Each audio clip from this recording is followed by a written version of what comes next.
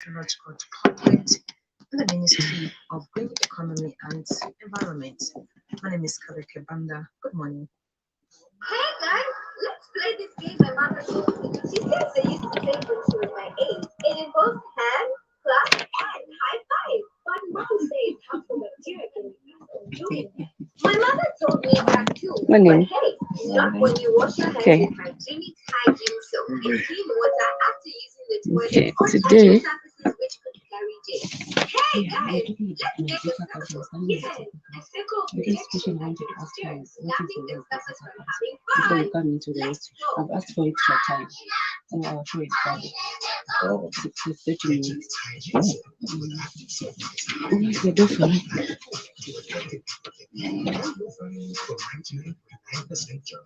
Hygiene is hygiene soap is infused with natural herbal remedies that nourish, repair, rejuvenate, and refresh your skin, leaving it looking clean and feeling fresh. Hygiene is hygiene soap, the circle of protection against germs.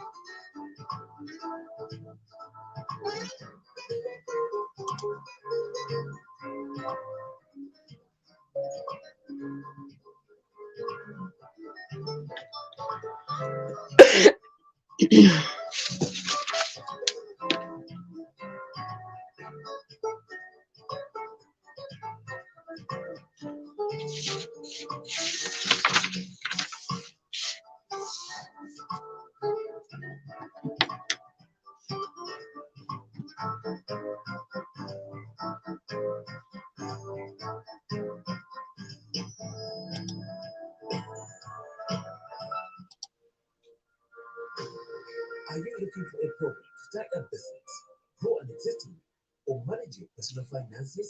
Your search stops right here. Join Mukonki from Inside Partners Africa every Tuesday at 07:20 hours on the Dalala Precious Business Show. A program that takes you the data and the mystical action. Your search stops right here.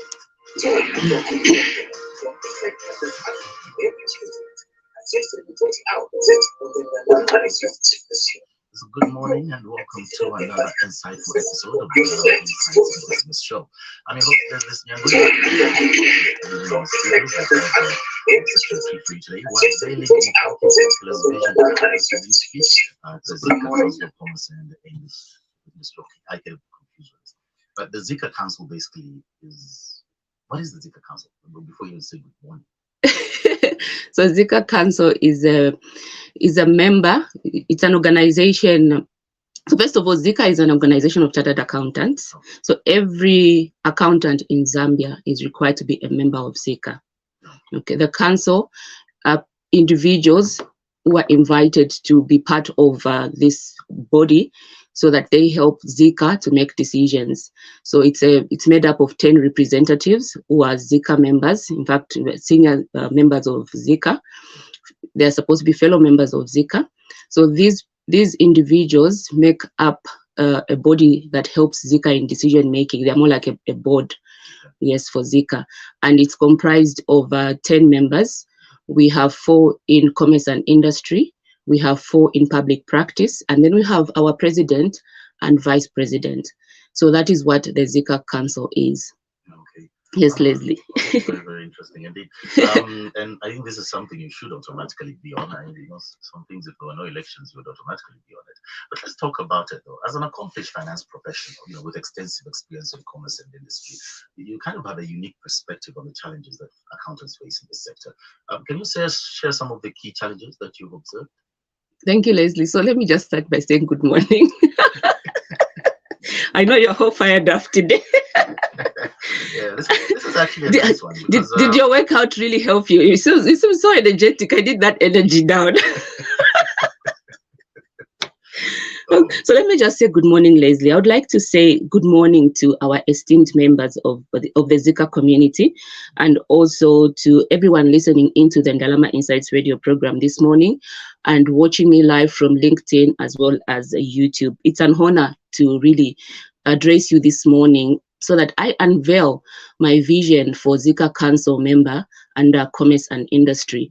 As I've already said in the introduction, being a council member is a privilege. It's a privilege that I don't take lightly, because as you can see, your vote will allow me to voice out your concerns as accountants directly as a council member in ZICA.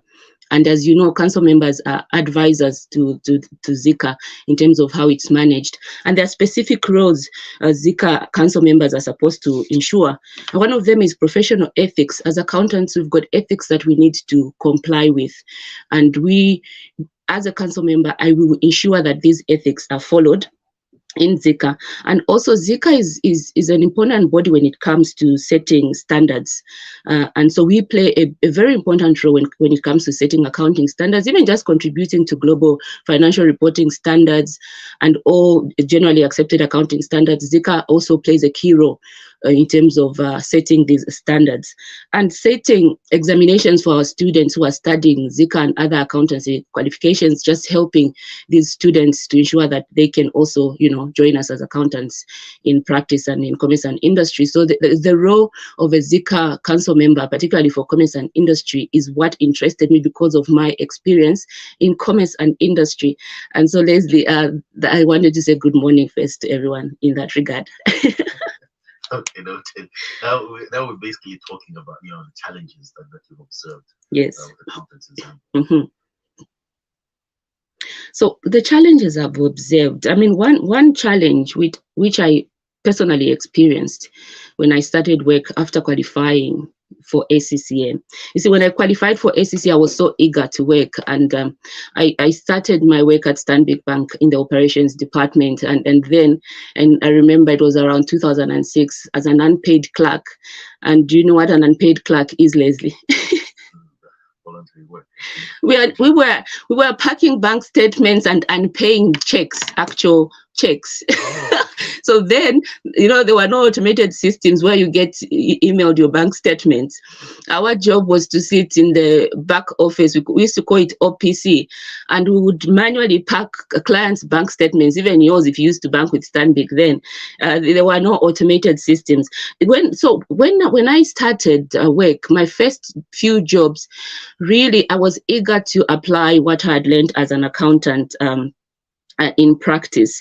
But then I really was met by, this thing of not being able to apply what I had learned and not getting the support that I needed in order for me to apply what I had learned in school, or was what I was taught. And so we find that a lot of talented accountants aspire to grow and excel in their careers, but they lack the resources and support to nurture them to their full potential. And I know we like to say ZICA is training accountants that cannot apply what they are learning, but then I also want to challenge employers that sometimes we work in environments where we are not nurtured to excel in our careers. And so as a council member for ZICA, I've heard a lot of talk about accountants cannot apply what they learn in terms of practice. I've heard that part. I also want to voice out the bit that employers also need to create an environment where young people, when they are starting, can be nurtured to apply what they've learned in school through induction programs. And also ZICA needs to ensure that we have platforms where accountants can actually learn and apply practically what they've learned. I will talk about that very soon, Leslie, as well. The other bit is that from my interaction with accountants through the workshops that I've held, I've seen that a lot of accountants there are some sectors that are underrepresented when it comes to some of ZICA's programs, maybe in terms of CPD. We know what I would like to see, especially for commerce and industry, is CPD's continuous professional development workshops that ZICA holds. I feel like some individuals who are high flyers that attend workshops that I've met feel underrepresented in terms of the professional development. For example, if I'm an accountant in mining sector, and mining is quite technical, I want professional development that is going to help me, in my role as a management accountant at the concentrator plant at KCM. And when I face specific, unique challenges, that might not apply to other sectors, how do I handle that? And so that's also an area that I would want to ensure we strengthen in terms of including everybody in the decision-making processes at ZICA, and especially addressing sector-specific concerns. So we need to be really sector-specific. We need to focus on agriculture, mining, the key sectors. What else do we have? Manufacturing, and that is what I would like to bring to the table. And the last one, Leslie, is something that also was really personal. When in an ever-changing regulatory landscape, where regulations are constantly changing, ZICA needs to really be at the forefront of ensuring that accountants excel. And I'll talk about, the period when we were supposed to move from value-added tax to sales tax. That was a period of uncertainty. And I felt that as accountants, we lagged behind in taking the lead in advising our clients. And so these, among the few, are the things I would like to see or strengthen as a ZICA Council member when you vote for me. So I hope members, you are listening. Okay. Now, practically, how do you plan to address these challenges you mentioned of limited access to professional development opportunities for accountants in the commerce and industry sector? Thank you, Leslie. So let me start with the first one, where the practical experience part, where employers complain about accountants not being able to apply what they learn in school. As a candidate for ZICA Council, my proposal is to address this challenge by creating a comprehensive online learning platform dedicated to not just commerce and industry, which is the council position I'm standing for, but to others as well, public practice as well. So we need to set up online learning platforms. And also this learning platform will ensure a diverse range of courses and webinars, as well as workshops tailored specifically to the needs of accountants in our sector, in this case, commerce and industry. And also not just having these workshops, but also collaborating with industry experts. It's not just about having accountants coming and doing presentations during CPD, but we need to invite actual industry experts and SMEs as well. We've got brilliant small business owners. If we're talking about commerce and industry, we're talking about businesses, by the way. And we need to learn from small businesses. Small businesses have got brilliant ideas. Some may not be educated, but they know what they are doing. And for me, I've had an experience of interacting with SMEs in various platforms as well. So ZICA should not just focus on getting accountants to be part of the CPD workshops, and we also need to learn from real industry experts and SMEs. Invite some small business owners to our CPD workshops to hear from them. What are the challenges? How would you like an accountant to help you in that way? That way we are getting real feedback from real businesses and entrepreneurs, so that we can apply our knowledge or our skills into the real businesses that we're supposed to be nurturing and growing as commerce and industry. So even our CPD and our workshops and webinars need to be really practical in that way. And also, so this needs to be an online learning platform managed by ZICA and courses tailor-made for specific industries. And I re-emphasize, we need to really engage industry experts, SMEs as well. Let's learn from them so that we can apply our knowledge and skills practically to the challenges that they are facing, and so that we can also help our accountants in industry, because we'll be hearing from their bosses, who are the small business owners and entrepreneurs, in terms of how they want us to help them. Okay. Now, what specific initiatives do you propose to promote inclusivity, as well as ensure that all sectors within commerce and industry are equally represented in the decision-making processes within ZICA? So in terms of underrepresentation, I already mentioned the sectors that really are not represented when it comes to ZICA's CPD workshops and webinars. I intend to propose continuous professional development workshops and programs that are specific to specific sectors. Agriculture is a sector that I haven't really heard much from in terms of professional development, and how, as accountants, what is our key role in terms of developing, standards and just ensuring that accounting practices are properly applied in agriculture. Mining has been a big challenge in the past, even with taxation. We need to be clear in terms of mining, provide clear guidance. Not this year we are saying that, next year we are saying that. We need to be really clear, create a policy. And other than that, we also need to ensure regional forums. I mean, we are constantly in Lusaka, in Livingstone. We need to ensure regional forums are held across Zambia. Accountants are found everywhere in Zambia. So ZICA needs to move everywhere and hold town hall meetings, organize meetings that, have open dialogues with our members, where every ZICA member's voice is valued and heard. And also by actively encouraging different ideas and perspectives. We should not have, some kind of segmentation where we feel like we've got certain brains who are the brains of accountants. Every person who studied accounting and is a member of ZICA is a brain. We are all valued members of ZICA, and I believe and I truly know that even as ZICA, they actually value each member. So this is I will try to ensure that this inclusivity is really adhered to. And with the ever-changing regulatory landscape, how do you envision supporting accountants to navigate through new regulations and compliance requirements effectively?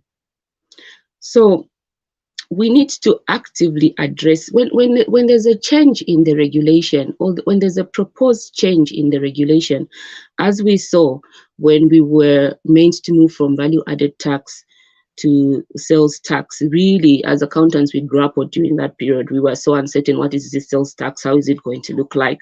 There were so many workshops held around that time. What I propose is that even as regulators, it can be overwhelming to go through this period, but we need to have support. ZICA needs to develop resources and support and lead the discussion when it comes to any changes that government is trying to propose in terms of regulation, such as we saw. And ZICA needs to be informing us constantly during such a period, because these are not easy periods. Our clients are looking up to us. What is going to happen? How do we implement this sales tax? Our employees are confused. So ZICA needs to help take the lead and send out a lot of information during that period of uncertainty to direct and inform accountants in terms of how we need to proceed during such periods. We've got experts in these areas. So ZICA needs to draw on the experts and really lead the discussion. We should not be hearing from suggestions from others, but ZICA needs to take that discussion and proactively provide the necessary tools needed during this period so that we can navigate through such regulatory periods. And it's not just about tax, even international financial reporting standards. I mean, there are periods where we need to implement IFRS, like one IFRS, which is a little bit demanding, is IFRS 17 for insurance contracts. I mean, ZICA needs to take the lead and ensure that accountants are comfortable. Are there any tools or templates or any softwares we need to use to implement this IFRS? These are things, actual challenges that accountants face in practice. And it's not just about holding a CPD hour or CPD workshop where we tell you about, now we've got IFRS 17 insurance contracts, go and apply it. We need to be much more practical and hands-on and help businesses really apply and be comfortable in terms of applying these regulatory changes. And my key role and voice will be ensuring that we've got the necessary tools and platforms for accountants to tap into so that they are comfortable. Okay. All right. Now, can you share more details, though, about the comprehensive online learning platform you propose? Like, what kind of courses and resources do you plan to offer to enhance accountant skills and knowledge? So I think I spoke a lot earlier about it, Leslie, but to just add on, this is like a one-stop destination for ZICA members. And even for those underprivileged ZICA members, I mean, we've got a lot of members. ZICA has got more than, I believe, 20,000 members. We've got, this also includes student members as well. Now, not everybody is privileged. Some are not even working, but they need to continuously develop their profession or be up to date. And so the online learning platform is going to be an affordable platform, even for, you know, underprivileged accountants or students who are studying, so that they can access these online learning tools. And another thing to add on to this is that, I mean, not everybody can afford to go to a workshop in person, because the fee can be a little bit costly. So other than advocating for discounts on workshops as well for ZICA members, I would also encourage that the fees for the courses online are even half the price, or maybe even less than the price for the in-person workshop, so that individuals and accountants that are not able to go attend a workshop at the Avani, or is it Savani Hotel in Livingstone, can also join online. So that is what I intend to advocate for as your voice in the ZICA Council. Right. Well, it is the Ndalama Insights radio show, and of course, I'm with Mukonki, and we're sharing a vision for commerce and industry at the ZICA Council, Commerce and Industry. We'll take a short break, and we'll be right back. You are still listening to the Ndalama Insights Business Show, brought to you by Insight Partners Africa. Leave your comment or question on Mukonki's YouTube channel. The Ndalama Insights, turning your challenges into actionable insights.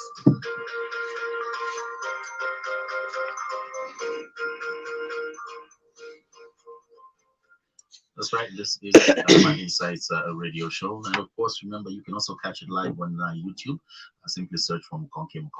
And if you do miss it, you know there's something you've missed here, and you would like to listen to it again, that is a good place to find it as well.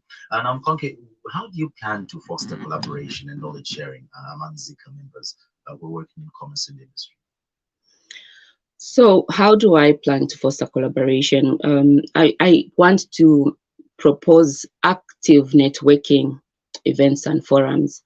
I mean, I must applaud ZICA in terms of forums. ZICA already holds accountants forums very regularly, but then I want to ensure that these forums are accessible to everyone. I've already mentioned the online platforms. We need to make sure we focus more on online forums as well, but also just general networking events that are not technical, where accountants can just come and network, and we learn about each other as well, and see any challenges we might be facing, you know, in our sectors. As we are having a light moment, it doesn't have to be just during a workshop where we are getting heavy trainings, but just networking.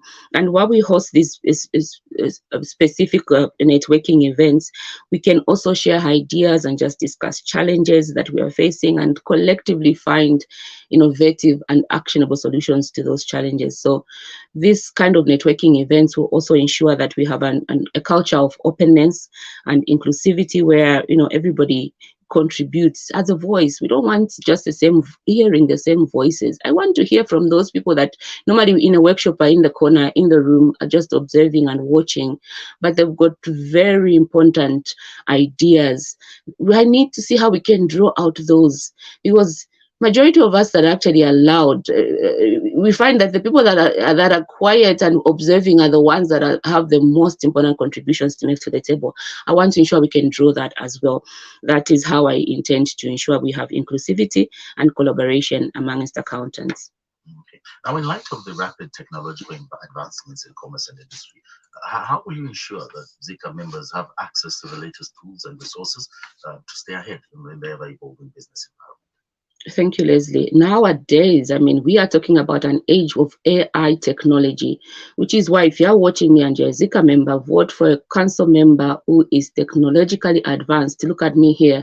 I'm using YouTube. I'm an accountant. I'm not supposed to know these things, by the way, because I'm supposed to be a professional accountant. But we are now in an age of technology, and as accountants, we need to embrace these technologies. These are the platforms we need to embrace as accountants. So for me, me, I'm going to advocate for the latest learning tools. I've already mentioned online platforms, and it's not just online sitting on Zoom.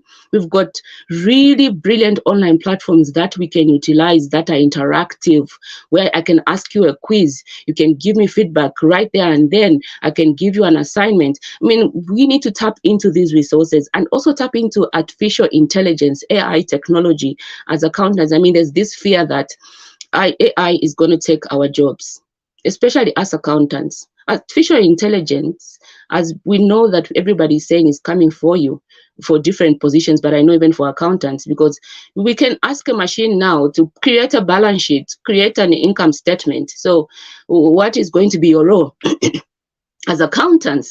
And it's not, I like to say it's not actually true that AI is going to take our jobs, because AI are machines that we feed information into, and they give us back what we fed the machines. As accountants, our intelligence is in our brain, and so we need to advance. Yes, we need to accept that AI is here, but we also need to advance our tools and techniques and utilize what God has given us, our brain, in terms of how we can change our roles, not merely as bookkeepers and data entry clerks, but also as financial advisors, providing real financial advice to our clients, our bosses where we work, as well as our clients in practice. Real advice that a robot cannot. That requires us to be a lot more creative than we've been in the past. We cannot continue just sitting and relying on, the way we've been doing things. So we need to embrace technology. We also need to embrace cloud accounting. If there is a company right now using a desktop version of an accounting system, where they insert a CD and then create their accounting system, guys, that is outdated. This is an age of AI.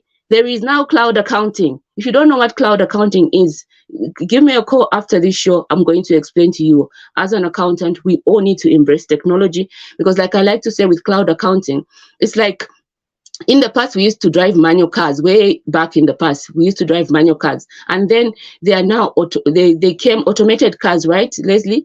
Now we've even moved from automated cars to electronic cars. If you're an accountant and you're still stuck with that manual car, saying, "No, me, I love manual cars," so let's continue with our desktop version accounting systems. I mean, the world is moving really fast. You are going to lag behind. We will leave you behind. So as a council member for commerce and industry, I will advocate for this kind of thinking and ensuring that we embrace technology in everything we do as accountants. So that is what I intend to do, Leslie. Okay. Now, as a council member as well for commerce and industry, how will you advocate, so say you win this, for the interests of small businesses and startups within the sector?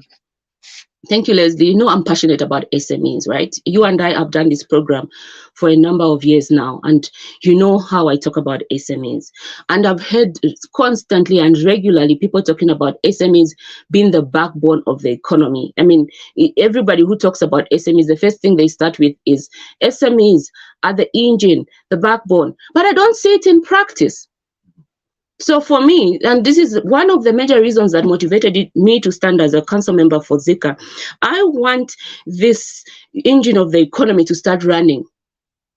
I need it to start running. And I've already had experience, even as a small business owner myself, I've had experience and I've interacted with SMEs. There are so many challenges SMEs face that we like to find artificial solutions to. It's like just putting a band-aid on a big wound and expecting that wound to heal.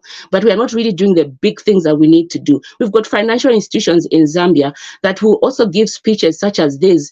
SMEs are the backbone engine, but when you go to them and ask them to support you in certain areas, they play a blind eye, like they were not, like yesterday they were not actually saying the backbone of the economy are the SMEs. And so for me, I intend to actively, work with the SMEs. I already work with the SMEs. I already actually understand their challenges.